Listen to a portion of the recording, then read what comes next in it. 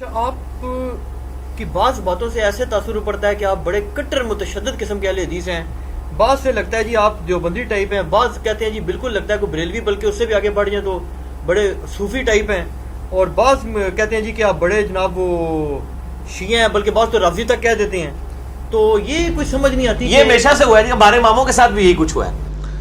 امام شافعی رحمہ اللہ تعالیٰ کے بارے میں تواتر سے اہل سنت ہے، تمام اسماء و رجال کی کتابوں میں ان کے اشعار نقل کیے ہیں، دیوان الشافعی میں موجود ہے کہ امام شافعی کو صرف اس وجہ سے کہ وہ اہل بیت سے محبت کرتے تھے اور امام موسیٰ کاظم کے وہ شاگرد تھے. امام موسیٰ کاظم بیٹے ہیں امام جعفر کے، وہ بیٹے ہیں امام باقر کے، امام باقر امام زین العابدین کے، اور وہ سیدنا حسین کے، اور وہ سیدنا علی کے رضی اللہ عنہم اجمعین وعلیہم السلام. تو ان کی شاگردگی اور اہل بیت سے محبت کی وجہ سے ان کو لوگوں نے رافضی کہا. 800 سے 1200 سال پہلے. امام شافعی 204 ہجری میں فوت ہوئے ہیں، اب 1438 ہجری چل رہا ہے. تو ہمارے بزرگوں کو بھی انہوں نے اسی طریقے، ساڑھے بھی بزرگ ہیں الحمدللہ، کہتے ہیں بزرگ ہی کوئی نہیں ہے پیچھے، کوئی بزرگ ہیں. امام شافعی ہمارے بزرگ ہیں الحمدللہ، امام بخاری ہمارے بزرگ ہیں. امام شافعی کو یہ شعر کہنا پڑا جو اسماء و رجال کی ساری کتابوں میں ہے، دیوان الشافعی میں موجود ہے. ان کان رفضا حب آل محمد، اگر آل محمد صلی اللہ علیہ وآلہ وسلم کی محبت کا نام رافضی یا شیعہ ہونا ہے، فلیشہد الثقلان انی رافضی، تو جن و انس اس بات پر گواہ ہو جاؤ کہ میں رافضی ہوں. تو میں نے اس میں ایڈ کیا ہے کہ اگر اہل بیت کی محبت کا نام رافضی ہونا ہے تو انجینئر محمد علی مرزا صاحب رافضی ہیں، اور اگر نبی علیہ السلام کی محبت اور عقیدت کا نام بریلوی ہونا ہے تو انجینئر صاحب بریلوی ہیں، اور اگر صحابہ کرام کی عقیدت کا نام دیوبندیت ہے تو ہم دیوبندی ہیں. اور اسی طریقے سے اگر کتاب و سنت کو فائنل اتھارٹی ماننا اور کسی بزرگ کی پرواہ نہ کرنا اس کے مقابلے پہ اس کا نام اہل حدیث ہونا ہے تو ہم اہل حدیث ہیں. وہ کٹر تو سبھی کو ایک دوسرے کو کہتے ہیں. یہ آپ دیکھ لیں ان فرقوں کے اندر خود ان کے مکتب فکر سے ذرا سے ہٹ کے کو بات کر دینا. پیر نصیر الدین نصیر صاحب کی صوفیت اور سنیت میں کسی کو شک ہے؟ کیا مرنے سے پہلے ان کو بریلوی علماء نے بھی وہابی نہیں کہا، دیوبندی نہیں کہا؟ تو یہ علماء کے پاس چند مہذب گالیاں ہیں لوگوں کو متنفر کرنے کے لیے. کوئی توحید کی بات کرے اس کو وہابی ہو گیا، کوئی اہل بیت کی بات کرے اس کو کہہ دو شیعہ ہو گیا، کوئی صحابہ کی بات کرے اس کو کوئی دیوبندی ہو گیا، اور کوئی توحید کی بات کرے اس کو وہابی کہہ دو تاکہ اگلے کی وہ گنڈا سنگھ وہابی ہو گیا. محاورہ بھی وہ ایک بنیا ہوئی ہوا ہے، ایک لطیفہ بھی پنجابی دے اندر، تو وہ گنڈا سنگھ وہابی ہو گیا. یہ گالیاں، کوئی علمی بات نہیں، ان کی جذباتی باتیں. الحمدللہ میرا یہ اصول ہے جو کتاب و سنت سے میں نے سیکھا ہے کہ چونکہ منصف مزاج ہونے کی حیثیت سے جن باتوں میں سنی صحیح ہے میں سنیوں کو ٹھیک کہتا ہوں، جس میں شیعہ ٹھیک ہے شیعہ کو ٹھیک کہتا ہوں. آپ دیکھیں شیعہ نے جب میری ویڈیوز اپلوڈ کی ہوتی ہیں اپنے چینلز پہ تو لکھا ہوتا ہے سنی محقق انجینئر محمد علی مرزا. وہ شیعہ مان رہے ہیں مجھے سنی، لیکن سنی مجھے کہہ رہے ہوتے ہیں یہ رافضی ہے. بریلوی چڑھائیں گے تو وہ انہوں نے لکھا ہوگا کہ جی اہل حدیث محقق. اہل حدیثوں سے پوچھو گے کہ یہ تو ہے ہی نہیں اہل حدیث، یہ تو ہمارے علماء نے فارغ کر دیا. تو یہ سب ایک دوسرے کو اس طرح کی چلاکیاں کرتے ہیں. مسئلہ یہ ہے کہ میں جو مسئلہ صحیح ہے نا، وہ اس مقدمے میں جس مسئلے میں مطلب حیات النبی کے مسئلے میں میں بریلوی اور دیوبند کے ساتھ ہوں، سائے وہ دنیاوی والا مسئلہ جو کرتے ہیں اس کو چھوڑ کے.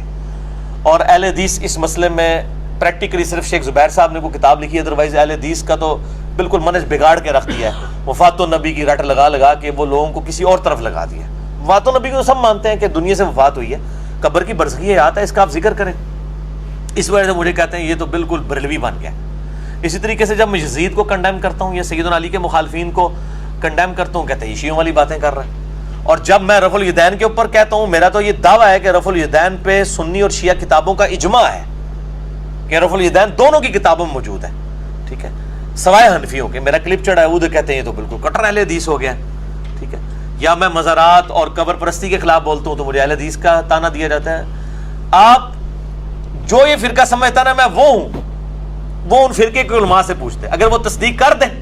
یعنی اگر کوئی بریلوی کہتا نا کہ میں اہل حدیث ہوں تو جا کے اہل حدیث علماء سے پوچھے، اس کی تسلی ہو جائے گی. اور اگر کوئی یہ شیعہ سمجھتا ہے کہ میں جو ہوں وہ دیوبندی ہوں تو جا کے دیوبندیوں سے پوچھ لے، تو وہ اس کو کہے گا یہ تو شیعہ ہے، ٹھیک ہے. اسی طریقے سے اگر کوئی دیوبندی یہ سمجھتا ہے کہ میں شیعہ ہوں، رافضی ہوں، تو جا کے رافضیوں سے پوچھ لیں گے انجینئر صاحب کیا ہیں، تو کہیں گے نہیں یہ تو ہمارے مخالف ہیں، یہ تو میر شام کو رضی اللہ تعالیٰ عنہ بھی کہتے ہیں، غلطیاں بھی بیان کرتے ہیں، اور رضی اللہ تعالیٰ عنہ کہتے ہیں، ہم تو اس کو منافق سمجھتے ہیں، تو وہ میرے خلاف ہو جائیں گے. اور مجھے بلکہ مجھے اس پہ یاد آیا، آپ ان کی بےایمانی کی انتہا دیکھیں. یہ اہل حدیث علماء کے گروپ میں واٹس ایپ میں یہ چیز ہوئی, میرے تک تو ساری باتیں پہنچ جاتی ہیں, ظاہر ہے ہر جگہ بھی مومن ایمان چھپانے والے موجود ہیں. میرا ایک کلپ جو ہے 40 منٹ کا تھا, مسئلہ نمبر 124 ABCD میں نے 4 ریکارڈ کرائے ہیں اپنے دفاع کے اوپر, انجینئر محمد علی مرزا پر علماء کے 10 اعتراضات کے علمی جوابات. اس میں میرا ایک کلپ تھا کہ شیعہ نے اعتراض کیا کہ یہ انجینئر صاحب حضرت معاویہ کو رضی اللہ تعالیٰ بھی کہتے ہیں, ان کی غلطیاں بھی بیان کرتے ہیں, تو یہ کون سا عقیدہ ہے؟ اس کے جواب میں نے جملہ بولا کہ میرا حضرت معاویہ رضی اللہ تعالیٰ عنہ کے بارے میں وہی عقیدہ ہے جو اہل تشیع کے ہاں بھی پایا جاتا ہے. بس اتنا ٹکڑا انہوں نے کاٹا. کہتے ہیں اب اس کے بعد کسی کو شک ہے, اس کا تو عقیدہ شیعوں والا ہے. آگے میں نے نہج البلاغہ سے حوالے دیے ہیں کہ مولا علی رضی اللہ تعالیٰ عنہ علیہ السلام نے معاویہ کو صحابی کے طور پہ ٹریٹ کیا ہے, منافق کے طور پہ نہیں. دنیا پرستی کا شکار ہو گئے تھے, وہ حدیث میں موجود ہے, ولادہ سے ایک ٹاپک پھر چلا جائے گا. تو لیکن وہ بیچ میں سے ٹکڑا کاٹتے ہیں اور کہتے ہیں دیکھیں اب بھی کسی کو شک ہے. تو یار وہ صرف میں نے وہ 55 سیکنڈ کی بات کی ہوئی ہے, آگے پیچھے کچھ نہیں ہے. آپ کو تو تجسس ہونا چاہیے کہ میں نے کیا بیان کیا ہے, کہ کیا عقیدہ ہے. اہل تشیع کے ہاں بھی پایا جاتا ہے, کہتے ہیں دیکھ لو جی یہ اس کا شیعہ. بھائی میرا جو پورا مقدمہ ہے پھر بار بار آ جائے گا, انہیں ٹرنا نہیں تسی, ٹھیک ہے, میری مجبوری ہے. اے پمفلٹ میں آ جائے کے سامنے نہیں سی رکھا, میں دکھانا ہی نہ پہ جائے, میں پھر دکھانا ہے. اے فرحان صاحب دکھاؤ جی انہوں. میرے بھائیوں میں نے 200 احادیث کربلا کے ٹاپک کے پس منظر پہ جمع کر دی ہیں. واقعہ کربلا کا حقیقی پس منظر 72 صحیح الاسناد احادیث کی روشنی میں. یہ 72 کے ٹائٹل سے 200 احادیث بخاری اور مسلم اور باقی کتابوں سے, آدھی زیادہ بخاری مسلم سے. میں نے اہل سنت کا مقدمہ پیش کیا ہے, شہادت عثمان کے حوالے سے, جنگ جمل صفین نہروان کے حوالے سے, اور یہ الحمدللہ انٹرنیشنل پمفلٹ ہے. عربی میں سب سے پہلے لکھا ہے, اس کے بعد اردو ترجمہ, ہندی اور انگلش چاروں زبانوں میں. ریسرچ پیپر نمبر 5B اہل سنت پاک.com ہماری ویب سائٹ سے آپ ڈاؤن لوڈ کریں.